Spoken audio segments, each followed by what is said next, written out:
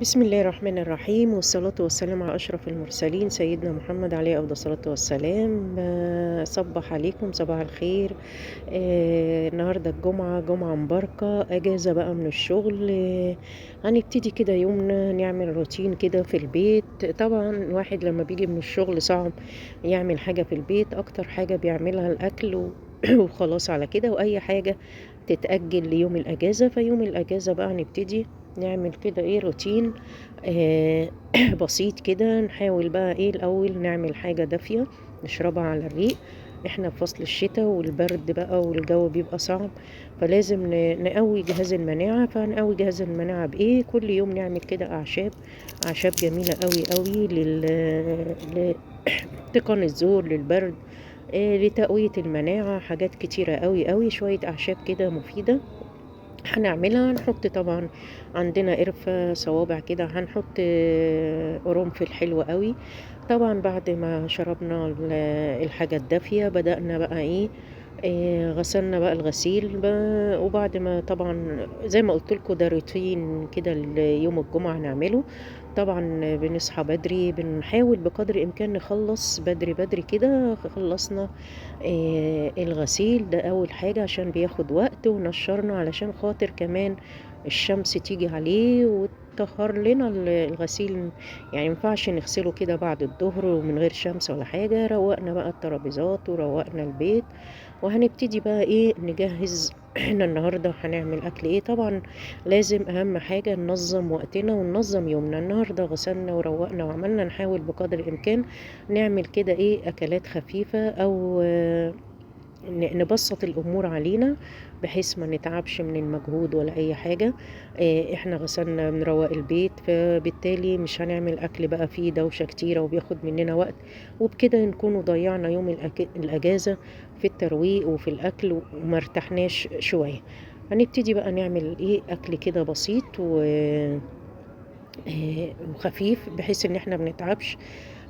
كده ممكن مثلا هنعمل ايه، هنشوي سمك بره يتشوى بره. هنعمل بقى السلطات والرز في البيت، فبالتالي هنبقى ما عملناش مجهود كتير. طبعا عايزة اكلمكم كمان على البرتقان، ده اساسي في البيت يوميا. لازم طبعا برتقان نعصره ونشرب كده كوباية يوميا، حلو قوي، فيتامين سي مركز طبيعي علشان خاطر البرد. واحنا عارفين الفترة دي دور انفلونزا بيبقى جامد جدا جدا، مش مجرد عطس وخلاص، لا ده بيجي بسخونية وبيجي تعب في الجسم وتعب في الصدر وحاجات كتيرة. في فيتامينات سي بتتباع في الصيدليات جنب الفيتامين السي اللي بيتباع في الصيدليات. البرتقال كتير قوي عندنا في مصر، يعني بيتصدر من كتره. فاحنا ليه يوميا، يعني هو كيلو يعني هو ما يتعداش ال25 جنيه، فاحنا يوميا كده نجيب. طبعا عشان اجيب فيتامين سي اخش لي في 100 جنيه، فليه انا اجيب بقى الفيتامين السي الاصلي اللي هو البرتقال واحاول انتظم عليه. اولاد ياكلوا منه، احنا نعصر نشرب منه. بيتعمل طبعا ممكن اجيب جزر ونعلي القيمة الغذائية، واجيب جزر اسلقه واحطه مع عصير البرتقال واضربه في الخلاط. بالتالي هعلي القيمة الغذائية وهزود جهاز المناعة، وابتدي ان انا احطه كده في شفشق في التلاجة او بره التلاجة يشربوا منه، حاجة جميلة جدا. طبعا هنا هنعمل وصفة جميلة جدا جدا بالبرتقان. هي مقدرة برتقانة، فص ثوم، قطعة جنزبيل، معلقة عسل نحل. حاجة مركزة وحاجة طبيعية وحاجة جميلة جدا. طبعا عارفين فوائد الثوم مضاد حيوي، والجنزبيل فوائده لا تعد ولا تحصى، والبرتقان فيتامين سي. وهنعمل كده وصفة مركزة حلوة جدا.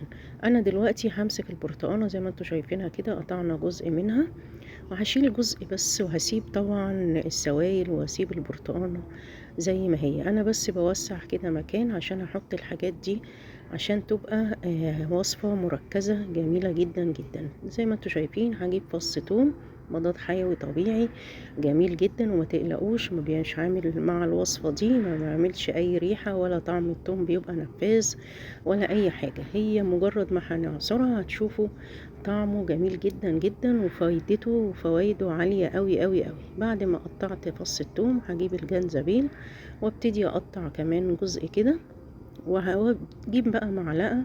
أنا هنا بالسكينة بحاول أدخل التوم جوه السوائل بتاعة.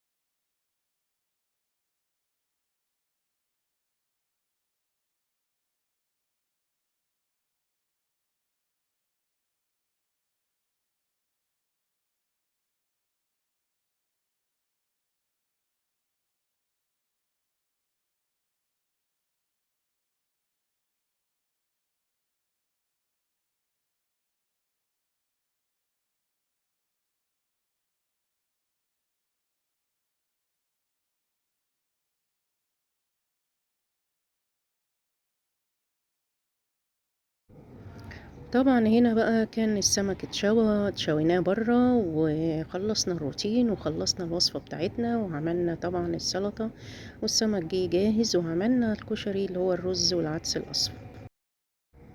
زي ما انتوا شايفين الرز والعدس الأصفر دول أنا بعملهم مع السمك المشوي. بجيب كوبايتين رز أو 3 كوبايات رز حسب الأعداد، واحط عليهم 3 كوبايات ونص مية، واحط على الرز ربع كوباية من العدس الأصفر. وأول ما يسخن الزيت أنزل بالرز مع العدس مع بعض والبدنجان وطبعا زي ما انتوا شايفين، واتكلمنا النهاردة على البرتقال وفوائده والفيتامين سي وكده، وكمان هنتكلم على كريم الجميل دوت برضو بفيتامين سي للبشرة والإيد، وحاجة ترطيب جميل جدا جدا. وبصراحة يعني أنا عن نفسي ما بستغناش عنه، وبالذات في فصل الشتاء، لأن هو الترطيب بتاعه عالي جدا وحلو قوي قوي للبشرة. وممكن بقى للإيد وكده، العناية بالبشرة حاجة مهمة جدا. والأهم إن أنا مش أي كريم أحطه، لأ، أنا بجيب حاجة أستفاد بيها، اللي بيها إن أنا مثلا لما أجيب نوع من الكريمات. وزي ما انتوا شايفين معايا كمان فونديشن مية سينما الإصدار الجديد. أنا على طول بصراحة ما بستخدمش غير مية سينما، لأن الفونديشن بتاعها عبارة عن بيدي كده حاجة بسيطة ناترال خالص، أكنك مش حاطة أي كريمات. بتدي ضي بسيط جدا جدا، غير الكريمات التانية اللي بتدي كده شكل مش حلو. مية سينما من الأساسيات بتاعتها إن هي بتغير